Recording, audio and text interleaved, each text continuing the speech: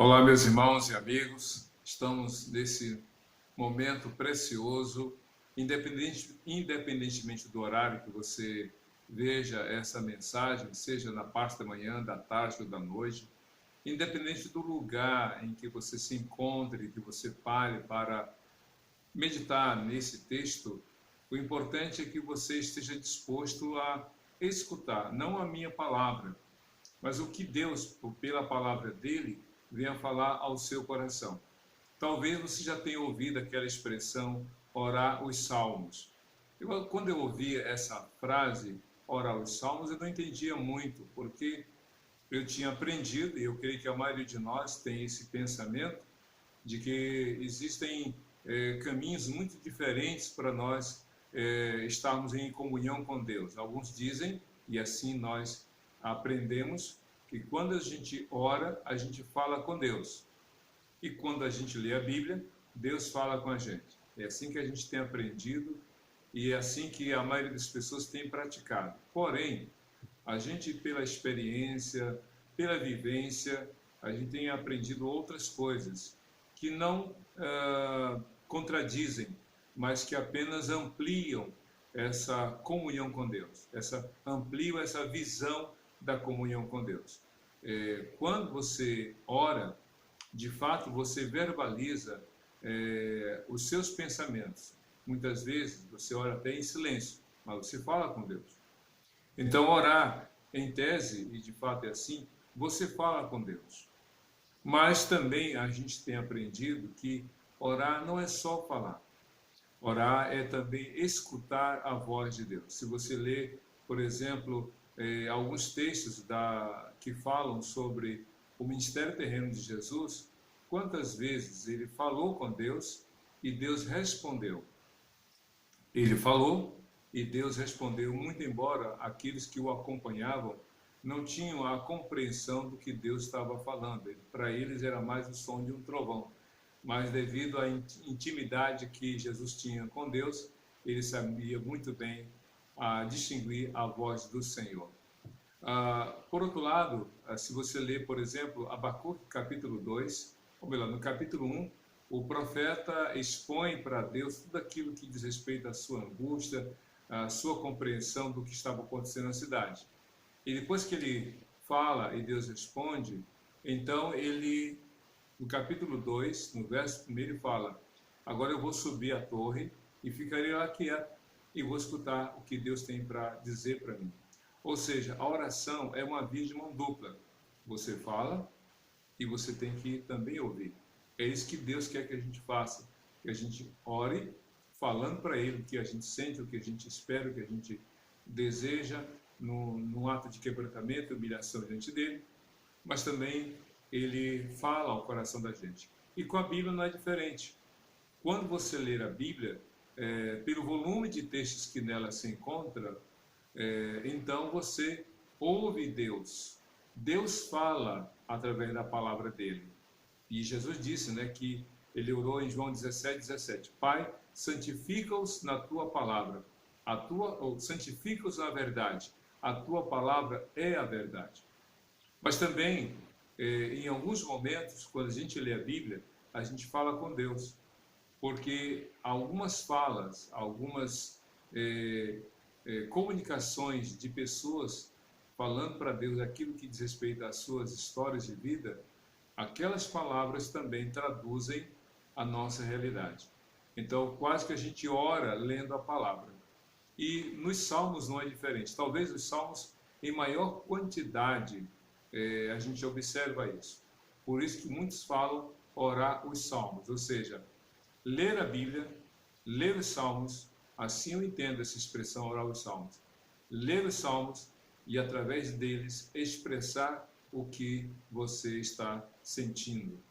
E o Salmo 55 é um dos salmos que apresenta realmente uma demonstração, uma preocupação e um desejo da parte do escritor de apresentar a Deus aquilo que aflige o seu coração. Davi é o escritor do Salmo 55 e o Salmo, na sua totalidade, fala de uma experiência muito difícil, de Davi. Ele fala sobre uma, digamos, opressão, não uma opressão espiritual, mas uma ação de homens que desejam o seu mal. Também ele fala do desejo de fugir daquela realidade que o aflige, o desejo de fuga. Ele fala das dores, uma espécie de sintomatização da sua angústia, o seu corpo sente todo aquele drama. Ele fala daquele que é o traidor, aquela pessoa que trai a confiança, aquela pessoa que realmente diz uma coisa e faz outra. Ele fala também da oração. O Salmo também, na parte já, na penúltima parte, fala da pessoa bajuladora, aquela que está ali perto, que elogia, que fala palavras macias, agradáveis, mas que no fim o seu desejo é maligno, mau e perverso. E por fim, o Salmo fala sobre a esperança, a expectativa e a perspectiva de uma nova realidade a partir da comunhão com Deus. Então, em síntese, você pode ver aqui os temas principais do Salmo. Mas vamos detalhar a partir da leitura do verso 1 do Salmo. Na verdade, de 1 a 3, a gente vê realmente o drama que Davi estava enfrentando. Salmo 55, de 1 a 3, diz assim a palavra do Senhor: Escuta a minha oração, ó Deus, não ignores a minha súplica. Ouve-me e responde-me. Os meus pensamentos me perturbam e estou atordoado. Diante do barulho do inimigo, diante da gritaria dos ímpios, pois eles aumentam o meu sofrimento e irados mostram seu rancor. São palavras muito difíceis. Talvez para ler não sejam tão dramáticas, mas para quem está vivendo é diferente. Davi começa o salmo, então, fazendo um pedido. E alguns salmos que Davi escreveu começam com uma súplica. E aqui não é diferente. Ele diz: escuta, Senhor, a minha oração, não ignores a minha súplica. Volto a insistir, como eu falei em outros salmos, quando Davi diz: escuta a minha oração, não ignores a minha súplica, é muito mais um desabafo do que a realidade. É muito mais uma expressão de sentimentos de alguém que está com dor na alma do que, de fato, a percepção ou a compreensão de que Deus não está escutando. Sabe, quando você está falando com alguém e no desespero você fala: está me ouvindo? De fato, Davi sabia que Deus o ouvia, mas naquele momento de dor, de sofrimento, ele pede: Senhor, escuta. Sabe quando aquela pessoa corre para o médico, o médico está ali, o médico está ouvindo e a pessoa: por favor, me ajude. O médico está se movendo, mas a pessoa está tão desejosa de uma resposta que dá a impressão de que nada está sendo feito. Deus está fazendo, Deus está ouvindo a sua oração, Deus está ouvindo a sua súplica, mas só na hora certa ele vai responder. Mas o que Davi pedia? Ele diz assim: ouve-me e responde-me.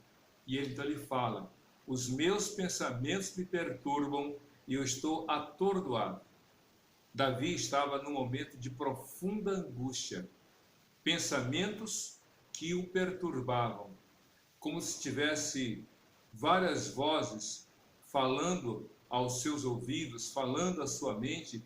E quantas vezes a gente encontra nas ruas hoje, antes, claro, hoje a maioria, se não todas, a maioria usa máscaras, mas antes da pandemia, a gente encontrava, você deve ter encontrado, eu já encontrei, pessoas falando sozinhas.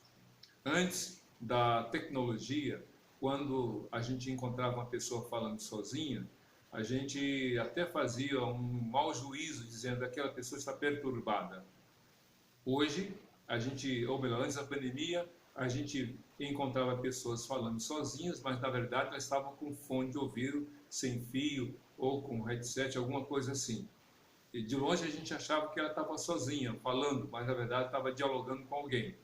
E hoje, pela pandemia, não dá para saber se a pessoa está falando sozinha, porque a máscara impede de ver os lábios se movendo, mas dá para escutar.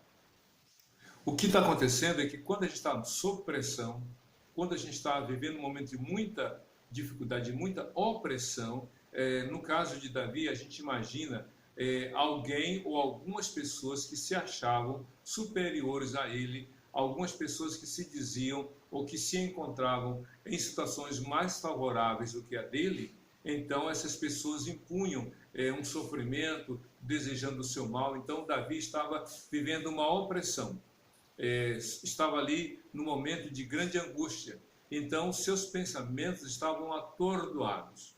E ele fala, os meus pensamentos me perturbam e eu estou atordoado. Sabe o que é isso? Não tem sossego. Não tem sossego. Dia e noite, aquelas pessoas falando mal, perseguindo, desejando que Davi realmente tivesse maus momentos ou até mesmo não conseguisse libertar ou superar as suas dificuldades. E então ele fala no versículo 3, diante do barulho do inimigo, diante da gritaria dos ímpios, pois eles aumentam o meu sofrimento e irados mostram o seu rancor. Como é possível viver com tranquilidade num ambiente como esse? Como é possível alguém ter paz no coração se diária e constantemente está sendo atacado, está sendo perseguido, está sendo oprimido pelo inimigo? Davi estava assim. Ele estava vivendo num momento de não mais suportar. Existem 3 coisas que a gente pode falar sobre o comportamento humano em relação às adversidades. Uma delas diz respeito à capacidade de tolerar. Tolerar é diferente de aceitar. Tolerar eu não concordo, tolerar eu não admito, tolerar na verdade eu não concordo, eu não aceito, mas eu aguento. E há pessoas que estão tolerando o mal. Não, tudo bem, eu não concordo, não era bem o que eu queria, mas eu vou tolerando. Sabe, é muito difícil viver tolerando. O segundo passo, depois de tolerar, é aceitar. Ou seja, já não há mais um mal-estar, já não há mais uma rejeição, né? Existe uma aceitação. Ok, agora eu estou no mesmo nível que você. E o último estágio na verdade, imitar o comportamento, andar no mesmo caminho, ter as mesmas atitudes. E é isso que o inimigo de nossas almas deseja.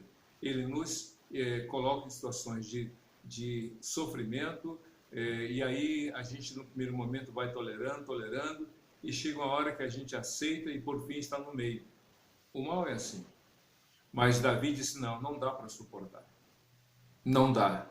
E de fato nós não podemos ser tolerantes com aquilo que vai contra a vontade de Deus. Não podemos.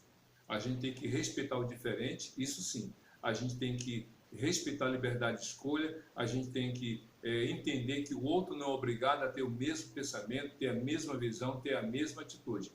Isso é alteridade. Alteridade é você se colocar no lugar do outro, no sentido assim, eu entendo você, você não é obrigado a pensar assim, eu respeito o seu pensamento, cada um no seu quadrado, como se fala. E isto é alteridade. Mas não dá para tolerar alguém pisar no teu pé. Não dá para tolerar alguém que deseja o teu mal. Não dá para tolerar aquela pessoa que realmente se surge contra você. Não dá para tolerar o mal. Então, no primeiro momento, o que se faz? É o que Davi coloca. Davi, então, fala do seu desejo de fuga. Se você ler do verso 4 até o versículo 8, Davi pensa o que a maioria de nós deseja na hora do sofrimento, onde o mal está ali inquietando, tirando o sono, tirando a paz. Ele diz assim nos versos 4 a 8 do Salmo 55. O meu coração está acelerado, os pavores da morte me assaltam. Primeira coisa, aqui ele está falando da somatização de um sentimento, das suas emoções. O meu coração está acelerado. Como? Se alguém está vivendo sob terror, se alguém está vivendo num momento de perseguição, onde os outros desejam o seu mal, ficam rosnando feito um animal, ali com as suas garras afiadas, prontos para atacar, então é natural que a pessoa tenha pavor. Quem se ama sente. Davi estava com o seu coração acelerado, taquicardia. O seu batimento cardíaco estava realmente num seu descompasso, estava acelerado. Aí demonstra uma ansiedade, um medo. É o que ele fala aqui no verso 4 do Salmo 55. os pavores da morte me assaltam. Davi tinha medo de morrer.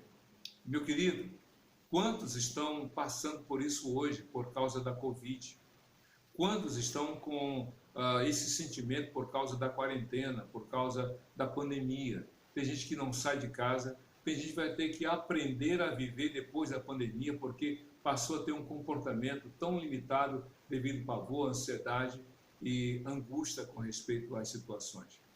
Davi disse, os pavores da morte me assaltam. Pavor é mais do que um medo. Uma pessoa que tem medo de barata tem uma reação diferente daquela que tem pavor da morte. Pavor é um medo hiperdimensionado. Diz o texto aqui no verso 5 do Salmo 55. Temor e tremor me dominam. O medo tomou conta de mim. Como é que estava? Davi usa 3 palavras. Davi usa 3 expressões para falar sobre o seu sentimento. Temor e tremor me dominam. O medo tomou conta de mim. Então Davi estava realmente como que limitado. O medo estava impedindo do seu agir. O medo estava colocando uma cerca viva que se movimentava contra a vida dele, limitando o seu agir, limitando o seu pensar, limitando as suas capacidades cognitivas e até de poder de reação. Quantos estão assim? Talvez você, por causa do medo, já tenha passado por isso. Medo do futuro, medo de que o mal possa, de fato, se realizar. É por isso que, diante desse momento de sufocamento emocional, posso assim dizer, ele diz aqui no versículo 6, assim. Então eu disse, quem me dera eu tivesse asas como a pomba, voaria até encontrar repouso. Às vezes dá vontade de pegar o carro, se puder encher o tanque e pegar a estrada sem destino. Desliga o GPS e vai embora. Quantas vezes alguns já tentaram ou já pensaram pegar o trem e dizer para o comandante daquele transporte, olha só, toca esse barco aí e sem destino pode ir embora. Quantas vezes a pessoa já pensou em pegar um avião sem destino e ir para qualquer lugar? Não importa onde, o que importa é não estar onde se encontra. É isso que Davi diz. Eu queria ir para qualquer outro lugar, porque aqui não dá mais. Alguns estão pensando assim com respeito à sua família, com respeito ao seu trabalho, com respeito aos seus estudos, com respeito ao seu relacionamento com outra pessoa. A coisa está tão inviável que diz, olha, eu quero fugir daqui. Eu quero sair daqui, eu quero realmente ter um outro tipo de atitude. E aí a gente encontra exatamente o salmista tendo esse sentimento, tendo esse pensamento, dizer, olha, eu quero realmente mudar, eu quero fugir daqui. E aí ele completa esse conceito, eu queria ter pombas com asa para ir para um lugar bem longe, para ter repouso, porque ali onde ele estava ele não tinha paz. Pois bem, no verso 7 ele diz aqui, no Salmo 55, sim, eu fugiria para bem longe, e no deserto eu teria o meu abrigo. Como assim? Como é que alguém pode escolher ir para o deserto? O deserto é um lugar inóspito, insalubre, e o perigo e a escassez são constantes. Como é que alguém escolhe ou deseja ir para o deserto? Alguns, brincando nas redes sociais, respondem aquela pergunta, para onde você iria depois da quarentena? E a pessoa clica lá e aí o sistema, o logaritmo faz lá uma pesquisa e indica o lugar. E aí é engraçado porque são os lugares mais inesperados, que talvez a pessoa nem imaginasse. Aqui não é uma brincadeira, uma diversão, é algo muito sério. Alguém que está com dor na sua alma. Sabe o que é? Eu preferiria estar no deserto. Eu preferiria ficar sozinho no deserto. A Bíblia fala que algumas pessoas foram para o deserto. Moisés, Elias e tantos outros foram para o deserto. E por quê? Porque para eles o deserto era o melhor lugar e não no lugar onde estavam.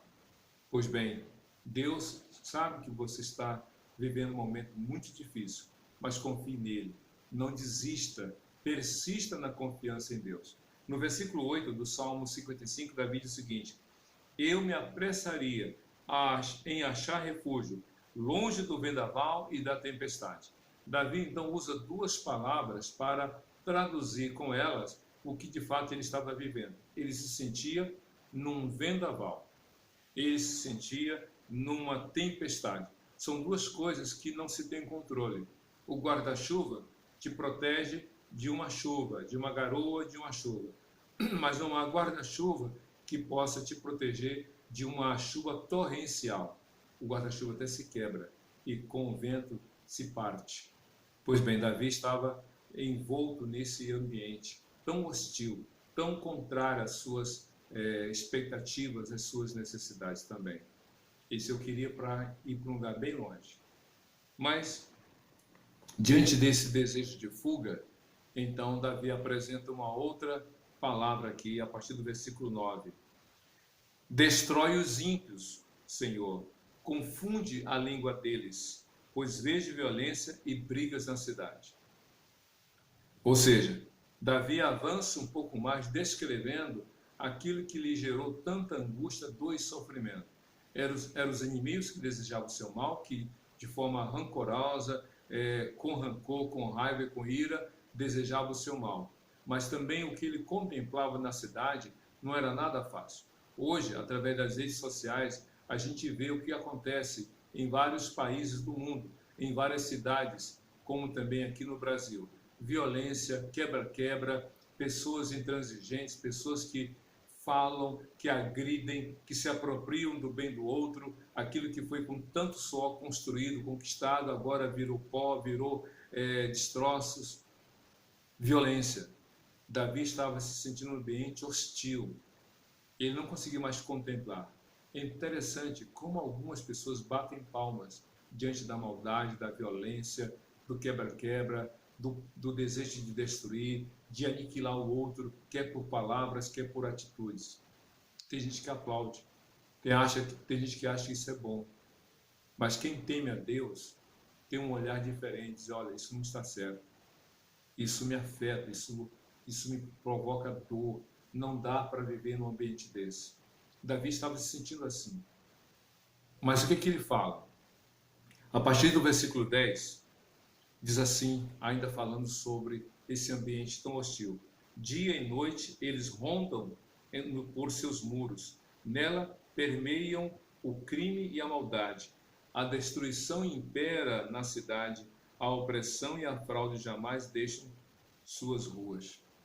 Será que é isso que não está acontecendo hoje? Vejam só. Dia e noite eles rondam, falando dos que desejam o mal e praticam o mal. Rondam seus muros. Nela permeiam o crime e a maldade, como água que vai se adentrando nos espaços, nos ambientes. A destruição impera na cidade. A opressão e a fraude jamais deixam suas ruas. Como alguém numa cidade com tais coisas pode viver em paz? Como? Humanamente é improvável. Então Davi, no verso 12 do Salmo 55 diz: se um inimigo me insultasse, eu poderia suportar. Se um adversário se levantasse contra mim, eu poderia defender-me. Mas logo você, meu colega, meu companheiro, meu amigo chegado, você com quem eu partilhava agradável comunhão, enquanto íamos com a multidão festiva para a casa de Deus. Que coisa interessante. Davi está falando daquela pessoa que é falsa, daquela pessoa que age com falsidade, que está do seu lado, não porque ama você, não porque realmente aceita você, mas está com você por interesses escusos, com objetivos escusos, com desejo de obter alguma vantagem, com desejo de fazer alguma coisa contrária àquilo que você espera. Davi se sentiu traído. Se um inimigo me insultasse, eu poderia suportar. Se um adversário se levantasse contra mim, eu poderia defender-me. Porque do inimigo, você conhece. A pessoa diz, eu não gosto de você, você já sabe. Eu te odeio, você já sabe. Eu quero teu mal, você já sabe. Você se antecipa, você se protege. e daquela pessoa diz, eu te amo, e por trás enfia as garras. Eu quero o teu bem, e puxa o teu tapete. Eu desejo que você seja feliz, e te engana. Por isso que Davi fala, se fosse um inimigo, eu até realmente entenderia e iria tentar me proteger, mas de um amigo, de alguém que se passou pelo amigo, aí a gente se lembra de Judas. Lembra de Judas? Passou 3 anos com Jesus, viu os milagres, contemplou coisas extraordinárias que nunca um olho humano pudesse ter tido o privilégio de ver. E aí, depois de tudo, por causa de 30 moedas, ele trai com um beijo e realmente colocou o Salvador do mundo para morrer. Porque traiu, porque enganou. Que coisa! Mas por isso que diz aqui o verso 13 do Salmo 55. Mas logo você, meu colega, meu companheiro, meu amigo chegado. Jesus escolheu Judas para acompanhar no ministério, mas Judas estava um coração distante. Hoje a gente está vivendo o isolamento social, o distanciamento social. A gente quer se aproximar, mas a gente não pode. Por isso a gente fala, eu estou ligado a você, ainda que fisicamente distante, estamos conectados. O caso de Judas estava colado com Jesus, mas o coração de Judas estava distante de Jesus. Essa é a grande diferença. E aí então, o versículo 14 do Salmo 55, Davi continua na sua fala. Você com quem eu partilhava agradável comunhão, enquanto íamos com a multidão festiva para a casa de Deus. Na casa de Deus, indo adorar o Senhor, indo cultuar o Senhor. Como é que alguém que se passou por cristão, por servo de Deus na época, por adorador do Senhor, foi capaz de trair o rei? Como assim? Talvez essa é a maior dor, a maior decepção, a traição. Porque do inimigo a gente já sabe o que virá, mas do amigo a gente nunca espera. Por isso que o falso amigo tem maior responsabilidade diante de Deus. E aí no verso 15 diz assim, que a morte apanhe os meus inimigos de surpresa, desçam vivos. Então Davi vai falando das consequências que acontecem para aqueles que realmente façam mal. Descansam eles, desçam eles vivos para a sepultura, pois entre eles o mal acha guarida. É claro, a consequência de quem faz o mal é sofrer o mal. Porém, nos versos 16 a 19, escute bem, Davi fala de uma outra atitude, é de buscar Deus em oração. Ele diz, eu porém, ou seja, no sentido oposto ao daquele que é falso amigo, que a engana, que trai, que realmente se aproveita da confiança do outro, eu porém, disse Davi, clamo a Deus e o Senhor me salvará. À tarde, pela manhã, ao meio-dia, choro angustiado e ele ouve a minha voz. Não pare de orar. Ainda que seja difícil, ainda que seja oposto à realidade que você está enfrentando, ao que você esperava, não deixe de orar. Davi tinha uma prática como todo judeu, na época todo hebreu, orar 3 vezes ao dia. Pela manhã, à tarde e ao meio-dia. Eu vou orar e o Senhor vai me ouvir. Eu vou chorar angustiado, mas vou chorar diante do Senhor. Tem gente que está chorando pelas redes sociais, falando da sua dor, do seu sofrimento, escancarando. Em vez de ser Facebook, é open book, livro aberto, falando para todo mundo de suas angústias e às vezes nem conhece quem realmente está lendo aquele seu desabafo. E aí o que acontece? Tem gente que ouve, tem gente que lê e chora e diz, olha, tua dor é a minha dor. Mas tem gente que talvez esteja pensando, era isso que eu queria ouvir, era isso que eu esperava que acontecesse com você. Então, não fique abrindo seu coração para todo mundo. Chore diante de Deus e busque auxílio naqueles que são capazes para ouvir e instruir você. Os profissionais da saúde mental, por exemplo, os psicólogos, estão aí para ajudar nesse momento de grande sofrimento, mas busque orientação antes de tomar qualquer decisão. Davi buscou o Senhor e abriu seu coração diante do Senhor. Então no verso 18 ele diz assim, ele me guarda ileso na batalha, sendo muitos que estão contra mim, o Senhor me guarda. E ele continua, Deus que reina desde a eternidade, me ouvirá e os castigará, pois jamais mudam sua conduta e não têm temor de Deus. E aí diz o texto no verso 20, aquele homem se voltou contra os seus aliados, violando o seu acordo. Macia como manteiga é a sua fala, mas a guerra está no seu coração. Suas palavras são mais suaves que o óleo, mas são afiadas como punhais.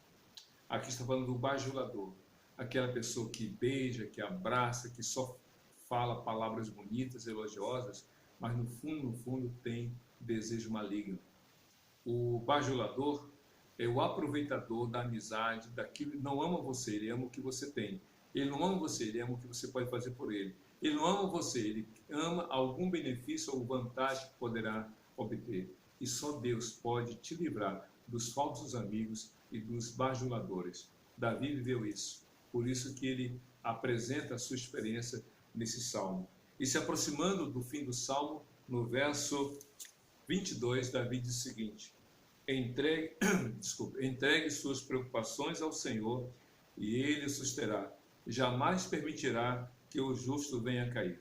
Davi instrui, ele fala porque ele viveu. Assim como eu entreguei as minhas preocupações ao Senhor, faça também. Entregue sua ansiedade, os seus medos, suas preocupações, Deus cuidará de você. E ele termina dizendo no Salmo 55, verso 23, mas tu, ó Deus, farás descer a cova da destruição aqueles assassinos e traidores, os quais não viverão a metade dos seus dias. Quanto a mim, porém, confio em ti. Novamente o contrário. A multidão pode fazer o que deseja, de mal, de perverso, para enganar, para ludibriar, mas há aqueles que permanecem fiéis. Que você permaneça fiel ao Senhor, confiando em Jesus, Senhor e Salvador de todo aquele que nele crê, hoje para todo sempre. Amém e amém. Que Deus te abençoe.